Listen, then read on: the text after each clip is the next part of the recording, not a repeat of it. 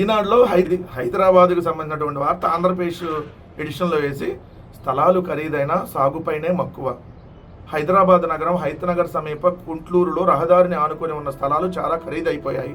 ఈ స్థలాలను కొనుగోలు చేసి కొందరు ఇల్లు విల్లాలు నిర్మించుకున్నారు. మరికొందరు మాత్రం భూముల విలువ కోట్లు పలుకుతున్న వారసత్వంగా వచ్చిన వాటిని వదులుకోలేక వ్యవసాయంపై మక్కువతో వరి పంటను సాగు చేస్తున్నారు. పేపర్లో వేశారు ఈనాడులో. మరి అక్కడ రైతులు ఇది వాళ్ళు వ్యవసాయం మీద మక్కువతో కోట్ల రూపాయల ధరలు పలుకుతున్న వ్యవసాయమే చేసుకుంటున్నారు. ఓ పక్క పచ్చదనం కనపడుతుంది అని రాశారు కదా. మరి 3 పంటలు పండేటటువంటి భూముల్ని ఆల్రెడీ 35,000 ఎకరాలు తీసుకున్నారు. ఇంకొక 45,000 ఎకరాల సేకరణకి వాళ్ళే ఎగబడి వస్తున్నారంట. రైతులు బతిమలాడుతున్నారు, నారాయణ గారు వెంటబడుతున్నారు. పొద్దున్నే నిద్రలంగానే వాళ్ళ ఇంటి ముందు ఉంటున్నారు.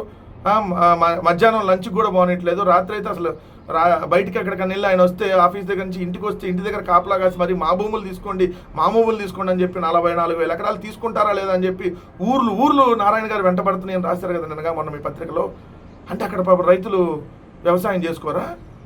అక్కడ 3 పంటలు పండేది పచ్చదనంగా ఉండటం రైతులు జీర్ణించుకోలేరని మీరు రైతుల మీద వ్యతిరేకంగా రాస్తున్నారు వార్తలో. ఎవరు రైతులు కూడా మా భూములు తీసుకుని ఎగబడరు. ఇప్పటికే ఆల్రెడీ ఇచ్చినటువంటి వాళ్ళు ఎందుకు ఇచ్చావురా బాబు అని ఏడుస్తున్నటువంటి పరిస్థితి. మళ్ళీ మీరు 44,000 ఎకరాల భూసేకరణ కాదు, ఒక్కొక్క 5,000 ఎకరాల భూసేకరణ వెళ్ళండి, ల్యాండ్ పూలింగ్ అని వెళ్ళండి. చెప్పులు తీసుకొని ఈరోజు తరుగుతారు మిమ్మల్ని. అక్కడేమి వెంటబడతారంట రైతులు. మేము సాగు చేసుకోము బాబు, మా భూములు మీకు ఇచ్చేస్తాం ప్రభుత్వానికి, కట్టేయండి ఇక్కడ గ్రాఫిక్స్లో రాజధాని కట్టేయండి అని చెప్పి వాళ్ళు ఎగబడతారంట.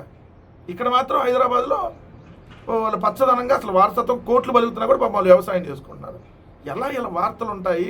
వాళ్ళ అవసరమైతే ఏ విధంగా రాస్తారు ఒక్కసారి చూడండి. ఇన్నిసార్లు వీళ్ళకి చెప్పినా కూడా సిగ్గురాదు. ఎందుకంటే రామోజీరావు పోయినా కిరణ నేత్ర పట్టి పీడిస్తూ ఉన్నాడు ఈ రాష్ట్రాన్ని. ఈనాడు ఆంధ్రజ్యోతి అనే దినపత్రికలు పోతే ఈ రాష్ట్రానికి పట్టినటువంటి పీడ వదిలిద్ది.